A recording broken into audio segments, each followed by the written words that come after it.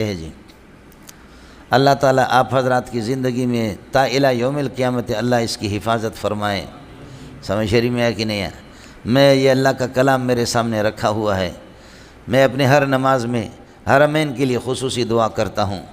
پاکستان کے لیے ہماری دعائیں ہوتی ہے، لیکن پاکستان کے یہ اتنی دعائیں نہیں ہوتی جتنے حرمین کے لیے ہوتی ہیں۔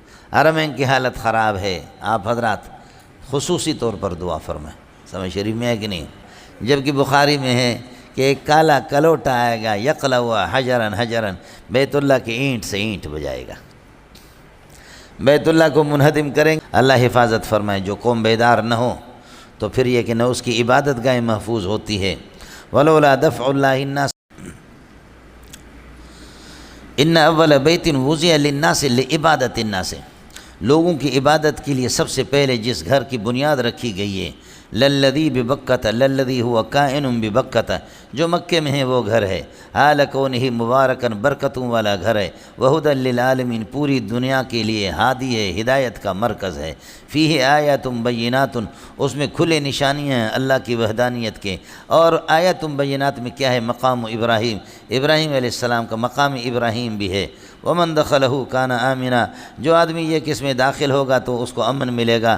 وللہ علی الناس، اللہ کی رضا کے لیے، علی الناس، لوگوں پر۔ یہ لوگ کون ہے؟ من استطاع الیہ سبیلا، جو بیت اللہ تک یہ ہے کہ راستے کی طاقت رکھتے ہوں، زاد و راہ لے کے، ان لوگوں پر لازم ہے حج البیت، بیت اللہ کا حج کریں، اس کا ارادہ کریں۔ ومن کفر عن الحج، من ترک الحج، جو حج کو ترک کر دے گا، فإن اللہ غنی عنہم، اللہ ان سے بے نیاز ہے۔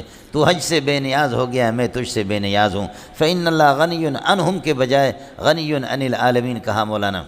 ان اول بیت وضع للناس لعبادت الناس، لوگوں کی عبادت کے لیے، ورنہ یہ کہ اللہ آپ کا بھلا کرے، اور بھی بہت سے گھر مکے کے اندر موجود تھے میرے بھائی، لعبادت الناس، لوگوں کی عبادت کے لیے۔ میں نے آپ کو بتایا کہ 2 دینی مراکز حضرت ابراہیم علیہ السلام نے بنیاد ان کی رکھی۔ ایک فلسطین کے اندر حضرت اسحاق علیہ السلام کی اولاد سے ہزاروں انبیاء آگے، وہ ادھر وہ اسحاقی قبلہ ہے، سمجھے؟ اور یہ پھر یہ ہے کہ ابراہیمی اسماعیلی، محمدی اسماعیلی ابراہیمی قبلہ ہے یہ، سمجھے؟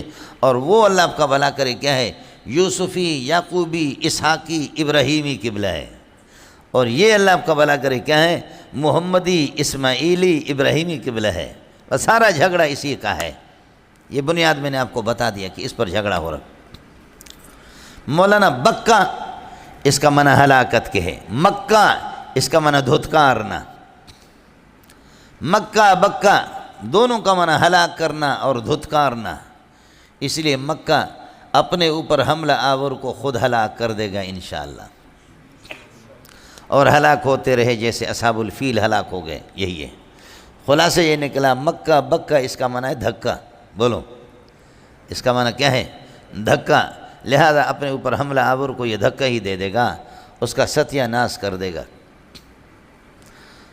سمجھ میں آیا؟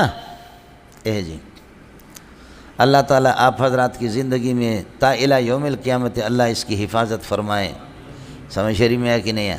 میں یہ اللہ کا کلام میرے سامنے رکھا ہوا ہے، میں اپنے ہر نماز میں حرمین کے لیے خصوصی دعا کرتا ہوں۔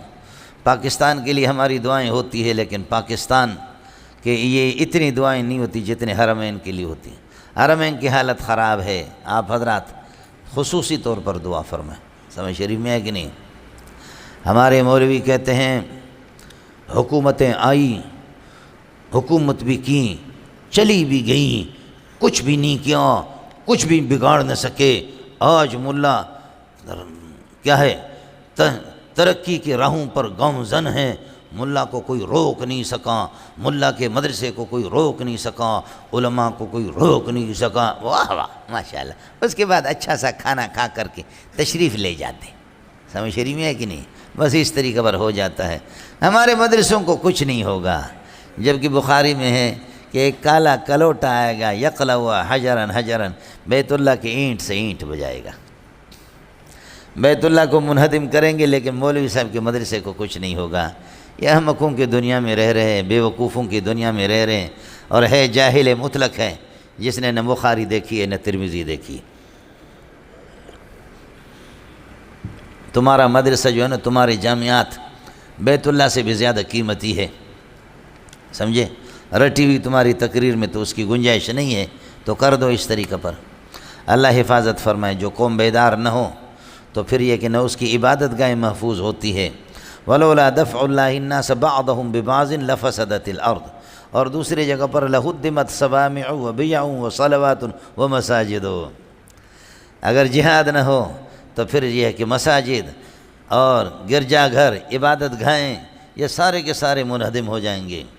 جہاد ہی ایسی چیز ہے کہ لوگوں کے دماغ کو درست کرنے والا، وہ تو کرنا ہی نہیں ہے، ہمیں صرف یہ تقریر کر کے جانا ہے، کوئی ہمارا نہ کچھ بگاڑا ہے نہ بگاڑ سکے گا، کچھ بھی نہیں، سمجھ رہی ہیں؟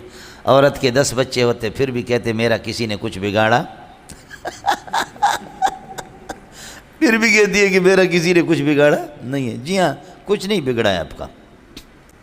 آپ نے دیکھا کہ ہم لوگ کس طرح دل کھول کر کے دشمنوں کی خوبیوں کا اعتراف کرتے۔ قرآن نے کہا لَتَجِدَنَّ أَشَدَّ النَّاسِ عَدَاوَةً لِلَّذِينَ آمَنُوا الْيَهُودَ وَالَّذِينَ أَشْرَكُوا وَلَتَجِدَنَّ أَقْرَبَهُمْ مَوَدَّةً لِلَّذِينَ آمَنُوا الَّذِينَ قَالُوا إِنَّا نَصَارَىٰ، آپ دیکھیں گے مسلمانوں سے سب سے زیادہ نفرت رکھنے والے مشرکین اور یہودی ہے، اور وَلَتَجِدَنَّ أَقْرَبَ النَّاسِ، لوگوں میں سب سے زیادہ قریب تر آپ پائیں گے لِلَّذِينَ آمَنُوا، ایمان والوں کے قریب تر سب سے زیادہ الَّذِينَ قَالُوا إِنَّا نَصَارَىٰ، جو کہتے ہیں نصارہ ہے۔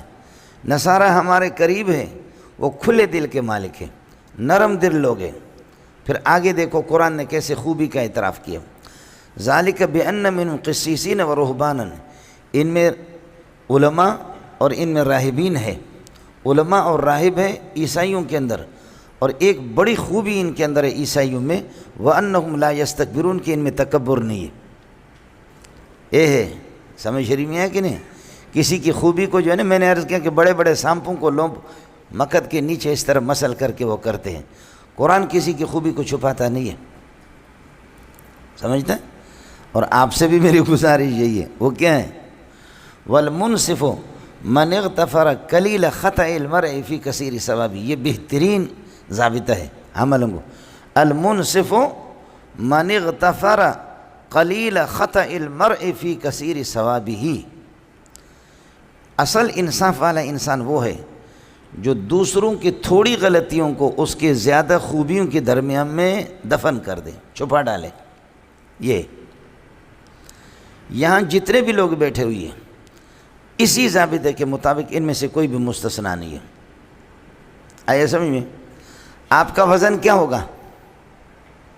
السلام علیکم جی دوستو، آپ نے دیکھا اور سنا شیخ مولانا منظور مینگل صاحب کو کہ شیخ مولانا منظور مینگل صاحب کیا بیان فرما رہے تھے۔